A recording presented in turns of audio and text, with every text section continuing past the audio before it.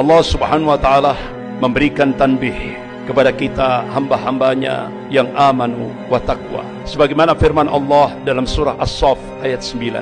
Allah berfirman, A'udzubillahi minasyaitonir rajim. Huwallazi arsala rasulahu bil huda wa dinil haqq liyudhhirahu 'ala ad-dini kullih walau karihal musyrikun. Dialah Allah yang mengutus rasulnya dengan membawa al-huda, yaitu Al-Qur'anul Karim, wa dinil haqq, dan agama Allah yang hak, yaitu ad-dinul Islam. Liyudhhirahu 'ala ad-dini kullih, agar Allah menangkan di atas semua agama-agama ini, walau karihal musyrikun, walaupun orang musyrik benci, walau karihal kafirun, walaupun orang kafir benci, tetap Islam akan dimenangkan oleh Allah Subhanahu wa Ta'ala. Allah Subhanahu wa Ta'ala meyakinkan pada hamba-hambanya yang amanu wa taqwa, wa man nasru illa min indillahil azizil hakim. Jadi kemenangan itu datangnya dari Allah yang maha perkasa lagi maha bijaksana ini. Jadi masa depan ada di tangan Islam. Bahkan Allah berjanji, wa kana haqqan alaina nasrul mu'minin. Kewajiban kami, kata Allah, memenangkan golongan mukmin. Ini yang dikabarkan oleh Allah Subhanahu wa Ta'ala kepada hamba-hambanya yang amanu wa taqwa. Bagaimana kita melihat reaksi daripada golongan kafir, terutama sekali lembaga-lembaga riset dunia, pakar-pakar sejarah dunia. Salah satu di antaranya yaitu Arnold Toynbee. Beliau pakar sejarah dari Britania. Tahun 1954 dia sudah melakukan riset, dan hasil risetnya ini dibukukan, dan bahkan buku itu jadi bestseller. Judulnya Civilization on Trial, ujian atas peradaban. Arnold Toynbee ini seorang pakar sejarah. Dia mengakui bahwa dia seorang kafir yang kafah, tapi karena dia pakar sejarah, dia objektif. Ditulis dalam buku Civilization on Trial itu, Islam pernah memimpin dunia ini sepanjang 1353 tahun, dan itu diakui oleh pakar-pakar sejarah dunia, baik muslim maupun non-muslim. Kemudian dia tulis dalam bukunya Civilization on Trial itu, peradaban Islam ini akan menjadi tantangan terberat bagi kapitalisme global. Dan dia tulis, pusat komunisme internasional akan tumbang, bahkan kapitalisme Amerika akan tumbang. Dia menulis dunia Islam akan kembali memimpin dunia ini. Artinya apa? Dia seorang pakar sejarah non-muslim, dia objektif, dia tulis itu. Dia yakini bahwa masa depan ada di tangan Islam. Tapi di akhir tulisannya, dia tunjukkan bahwa dia sebagai seorang kafir yang kafah. Dia berdoa, semoga itu tidak terjadi. Bahkan agar lembaga riset dunia milik golongan kafir, yaitu The Pew Forum on Religion and Public Life, dia melakukan riset di seluruh dunia tahun 2005. Ternyata dari riset tahun 2005 itu, dia simpulkan 1 dari 4 penduduk dunia ini adalah muslim. Artinya apa? Perkembangan muslim sangat luar biasa. Perkembangan Islam dalam lingkup global sangat luar biasa. Bahkan jumlah umat Islam seluruh dunia tahun 2005 itu di total hampir 2,6 miliar. Akhirnya dia melakukan riset lagi, perkembangan dunia Islam 2010 sampai 2050. Hasil risetnya dipublish. Jadi diprediksi 2010 sampai 2050 perkembangan umat Islam akan naik drastis 73%. Bahkan dia publish hasil risetnya, Eropa akan muncul 50-50, 50% Muslim, 50% non-Muslim. Bahkan Kardinal Republik Ceko, jadi di bawah Paus, Kardinal Republik Ceko memberikan statement di media internasional, Islam masuk Eropa dengan kekuatan spiritual, dan itu benar-benar mengagetkan seluruh dunia. Jadi ternyata terjadi syahadat massal besar-besaran di kawasan Eropa.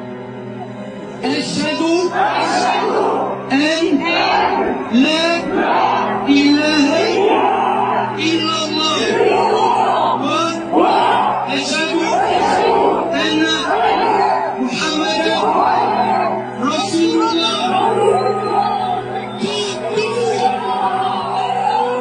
Bahkan di Eropa, jumlah Muslim terbesar seluruh daratan Eropa itu ada di Perancis. Hampir 7 juta lebih umat Islam ada di Perancis. Bahkan ketika Presiden Perancis Emmanuel Macron melakukan gerakan Islamophobia dengan menggunakan institusi negara. Mereka melihat, dianggap Islam akan melemah. Tapi apa yang diingatkan oleh Allah Subhanahu wa taala dalam surah As-Saff ayat 8. A'udzubillahi minasyaitonir rajim. Yuriduna liyutfi'u nurallah biafwahihim wallahu mutimmu nurihi walau karihal kafirun. Mereka hendak memadamkan cahaya agama Allah ini dengan mulut-mulut mereka, dengan ucapan-ucapan mereka, dengan mesin-mesin informasi mereka. Tapi Allah Subhanahu wa taala tetap menyempurnakan cahaya agamanya walaupun orang-orang kafir itu benci. Apa yang terjadi di balik gerakan Islamophobia, kebencian terhadap Islam dan kaum muslimin yang digerakkan oleh Presiden Prancis Emmanuel Macron? Terjadi syahadat massal di Prancis 2 kali lipat. Luar biasa. Itu sesuatu yang mengagetkan dunia. Bahkan di Inggris dan Jerman itu hampir sama. Hampir kurang lebih 3 juta umat Islam di Inggris dan kurang lebih 3 juta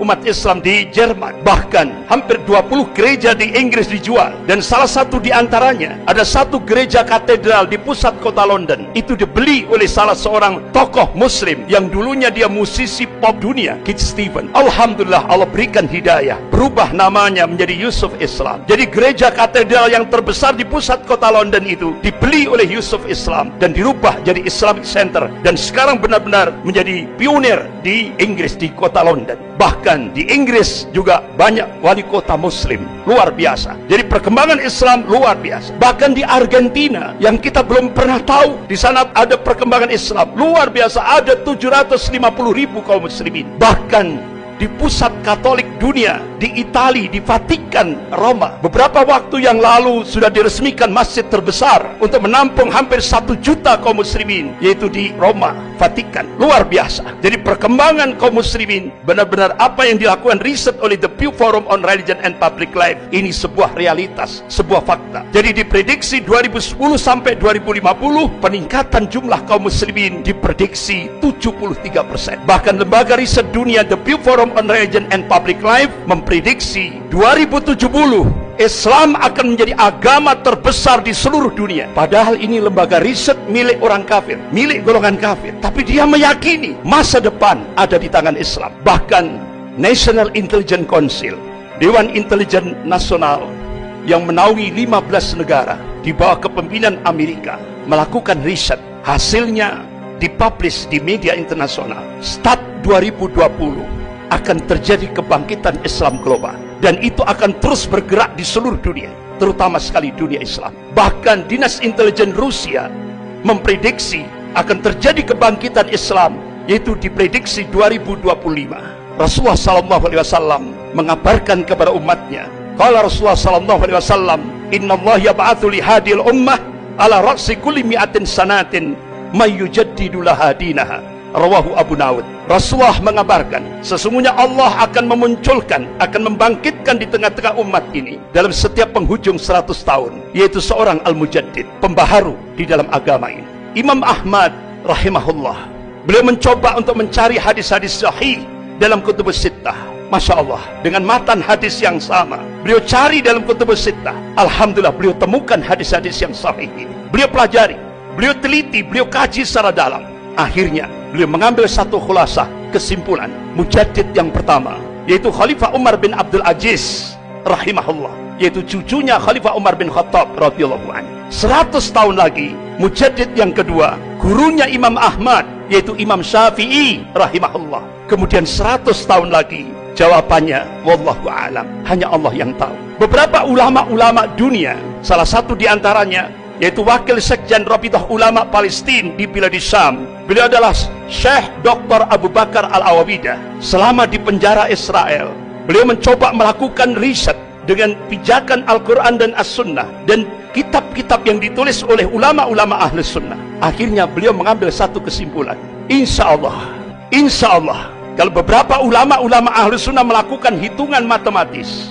dan itu hijriyah, tapi dicoba dimasehikan, insya Allah akan terjadi Sofatul Islamiyah itu 2024, berarti kurang 3 tahun lagi. Tapi semuanya wallahu a'lam, hanya Allah yang tahu. Dari hasil kajian ulama Syekh Dr. Abu Bakar Al-Awawidah ini, akhirnya apa yang terjadi? Ketahuan oleh tentara Israel, oleh polisi Israel, sehingga di penjara Israel Syekh Dr. Abu Bakar Al-Awawidah kedua matanya disinar sampai buta, fisiknya disiksa dengan cara-cara yang sangat biadab. Sampai akhirnya beliau selesai masa tahanannya. Qadarullah, begitu selesai masa tahanannya, beliau bercita-cita ingin menyampaikan hasil risetnya kepada umat Islam di Indonesia ini. Qadarullah, akhirnya Allah mudahkan perjalanan beliau dari Palestina menuju Indonesia. Tepat bulan Juli 2015, beliau diterima di Masjid Jogogarian, Yogyakarta. Beliau sampaikan hasil risetnya. Insya Allah, berdasarkan nas-nas syar'i,